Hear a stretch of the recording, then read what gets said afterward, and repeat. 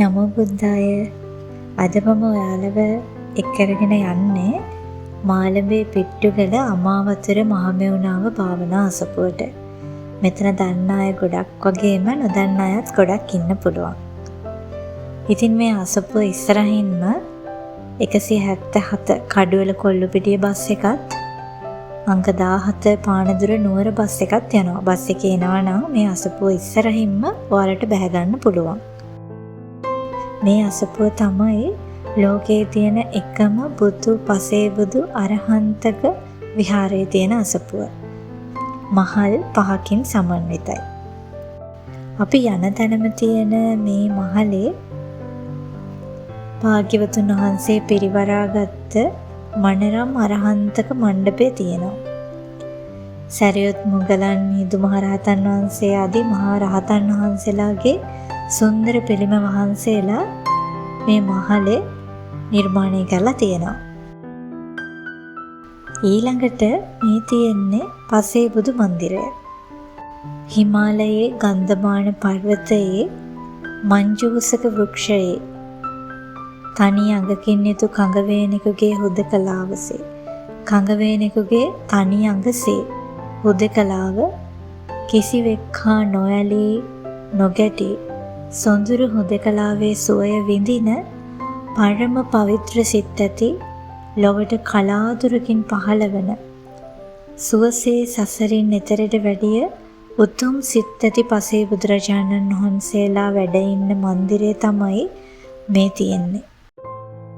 පසේ බුදුරජාණන් වහන්සේලා වෙනුවෙන් ඉදිවුණු අතිශය මනරම් ලොව තිබෙන එකම විහාරය. පසේ බුද්ධත්වය කියලා කියන්නේ අවංකව ධර්මයේ හැසිරීමේ ප්‍රතිඵලයක්. උන්වහන්සේලා තමන්ගේ ස්වයංභූත ඥාණයෙන් ධර්මය අවබෝධ කරගන්නවා. ඒකට කියනවා පච්චේක සම්බුද්ධ කියලා.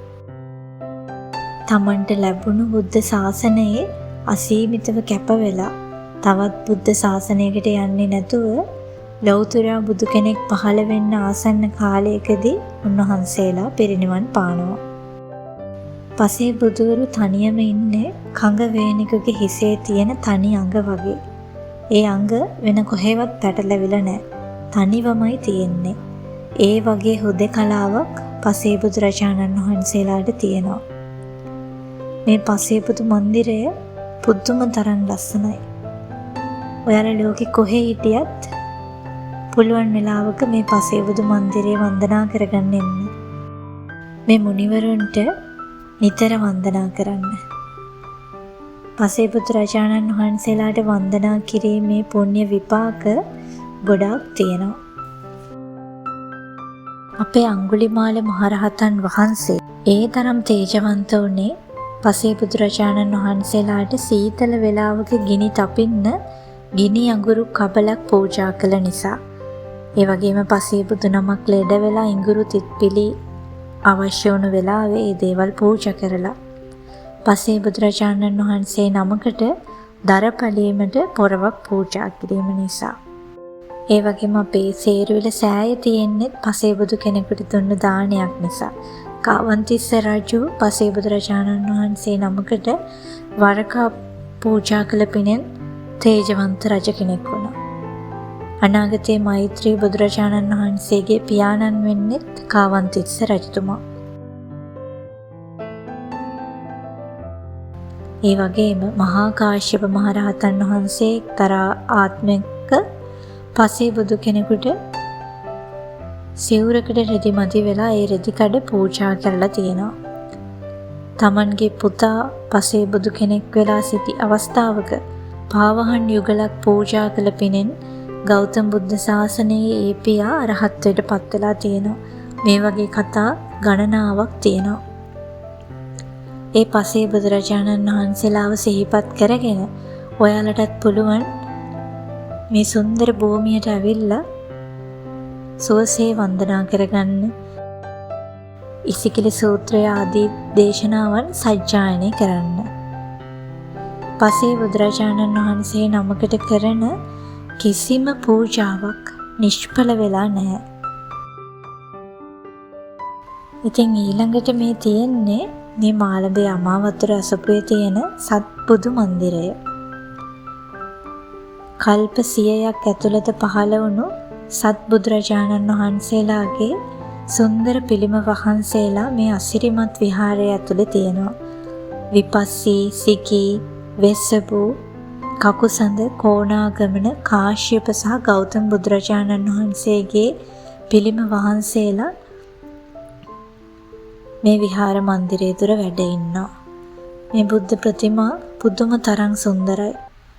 ඔයාලට කැමති වෙලාවක මෙතනට ඇවිල්ලා සුවසේ වන්දනා කරලා භාවනා කරලා පින් රැස් කරගන්න පුළුවන්. මහමෙවුනාව කියන උතුම් පුණ්‍ය භූමිය කිරිපත්ගොඩ ඥානානන්ද අපේ පින්වත් ලොකු ස්වාමීන් වහන්සේ ආරම්භ කරේ 1984 අගෝස්තු 14 වෙනිදා. අපි හැමෝටම සුවසේ ධර්මයේ පුරුදු පුහුණු කරන්න හොඳ වටපිටාවක් මේ අසපු භූමිය තුලත් තියෙනවා.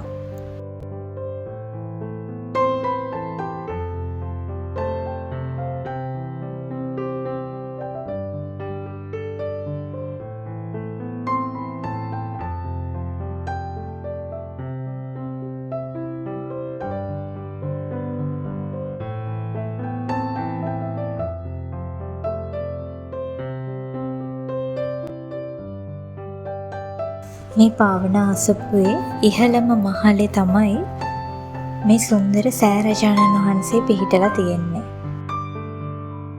ගටිකාර බ්‍රහ්මරාජයාගේ නමින් පිළින්දවච්චි මහරහතන් වහන්සේට පූජා වුණු සෑරජාණන් වහන්සේ තමයි මේ අසපුවේ 5 වෙනි මහලේ තියෙන්නේ.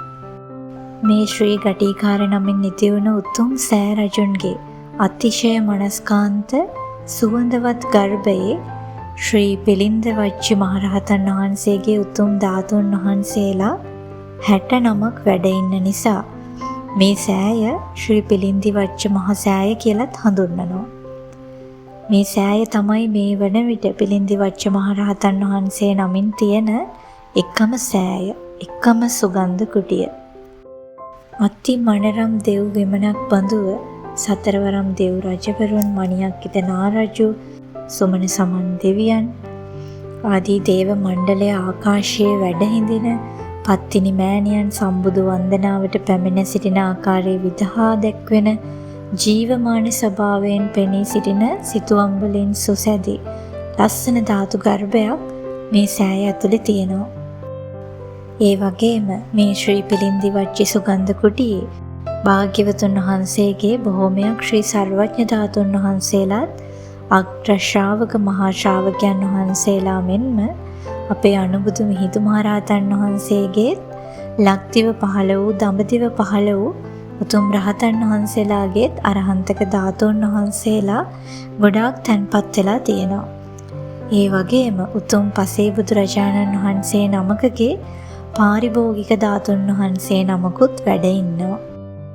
බුදු පසේ බුදු මහරහතන් වහන්සේලාගේ ධාතුන් වහන්සේලා මේ විදිහට වැඩ ඉන්න වෙනත් වෙහෙරක් නම් තියෙයි කියලා මම හිතන්නේ නැහැ.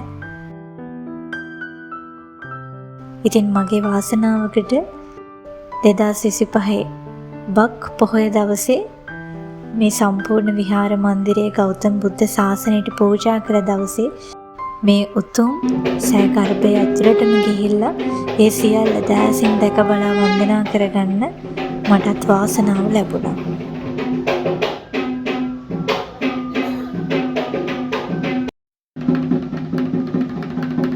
මේ මම කියපු වෙලාවේ මේ සෑරජාණන් වහන්සේ උදෙසා හේවිසි පූජාව සිදු වෙමින් තියෙනවා. ඔයාලටත් පුළුවන් නම් මේ හේවිසි පූජාවක දායකත්වයේ බාර ගන්න පුළුවන්. පිළින්දවච්චි මහරහතන් වහන්සේ කියන්නේ දෙවියන්ට ඊටාම් ප්‍රිය වූ රහතන් වහන්සේ නමක්. ඉතින් මේ උතුම් සෑය අපි සාදුකාර දීලා වන්දනා කරගමු. ගටිකාර උපාසකතුමා තම අන්ධ දෙමාපියන්ව පෝෂණය කළ අයුරුත් තම මිතුරා වූ ද්‍රෝතිපාලව කාශ්‍යප බුදුරජුන් හමුවට බලෙන් ඇදගෙන යන අයුරුත් මේ සිතුවමින් පෙන්වනවා. කාශ්‍යප බුදුරජාණන් වහන්සේගේ අනුදැනුම ඇතිව වර එක ගටිකාර උපාසකගේ වහලේ සෙවිලි වත් කර ගැනීමට සිදු වුණත් ඒ කල්පය පුරාවට වහින වැස්සෙන් ඔහුගේ නිවසේ සෙවිලි ඉවත් කළ තැන නොතෙමී පවතින අයුරු තමයි මේ දැක්වෙන්නේ. කාශ්‍යප බුදුරජාණන් වහන්සේ ගටිකාර උපාසකගේ නිවසටම වැඩ සියතින්ම දානය බෙදා ගන්නා අයුරුත් සිතුවමකින් දැක්වෙනවා.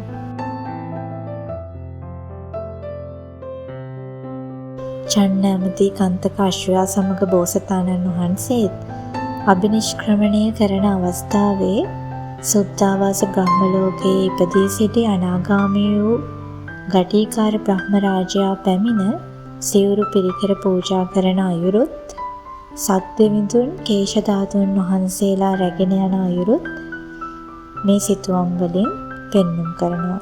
මේ වගේම බොහෝ සිදුවීම් මනරම් ලෙස සිතුවන් කර තියෙනවා මේ බුදු පසේබුදු අරහන්තක මහා විහාරයේ. වැඩි විස්තර පින්වත් ස්වාමීන් වහන්සේලාගෙන් අහලා දැනගන්න පුළුවන්. මේ පසේබුදු විහාරය උතුම් සත්බුදු විහාරය අරහන්තක විහාරය සහිත මනරම් විහාරාංග වලින් සමන්විත වූ අසපුව ගොඩාක් මිනිසුන්ගේ ධනය, කාලය, ශ්‍රමය පරිත්‍යාග වලින් නිම වූවක්. ඒ සියලු දෙනාම වපුරන ලද පුණ්‍ය බීජයන්ගේ අස්වැන්නයි. අරහන්තක මණ්ඩපයේ ධර්මදේශනාවක් මේ වෙලාවේදීත් පින්වත් ස්වාමීන් වහන්සේ නමක් විසින් සිදු කරනවා.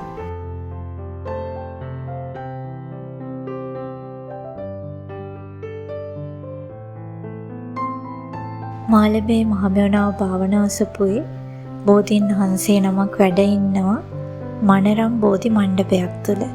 මේ ඔයාලට දකින්න ලැබෙන්නේ ඒ මනරම් බෝධීන් වහන්සේ.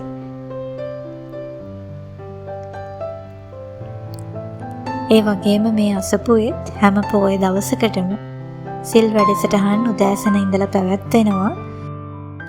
ඒ වගේම අවුරුදු 18ත් 35ත් අතර වයසේ ඉන්න ඔයාලට මන්පෙත කියන දහම් වැඩසටහන දෙවෙනි ඉරිදා පැවැත්වෙනවා. උදේ 8:30ට. ඉතින් පුළුවන්කමක් තියන අය ඇවිල්ලා පින් රැස් කරගන්න.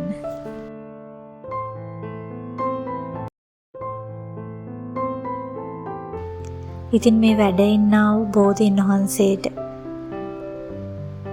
මහා රහතන් වහන්සේලාට, පසේ බුදුරජාණන් වහන්සේලාට, ගෞතම බුදුරජාණන් වහන්සේට මේ පහන් ආලෝක පූජා කරමි. පූජා වේවා, පූජා වේවා, පූජාම වේවා. උතුම් සම්බුදු බලයෙන්, පසේ බුදු ගුණ බලයෙන්, රහතුන්ගේද තේජසින් පෙලින්ද වච්ච මහරහතන් වහන්සේගේ ආනුභාවයෙන් අපි හැමෝටම සෙත් වේවා. තෙරුවන් සරණයි. Peaceful Life Diary මගේ YouTube channel එක subscribe කරලා තියාගන්න. හැමෝටම තෙරුවන් සරණයි.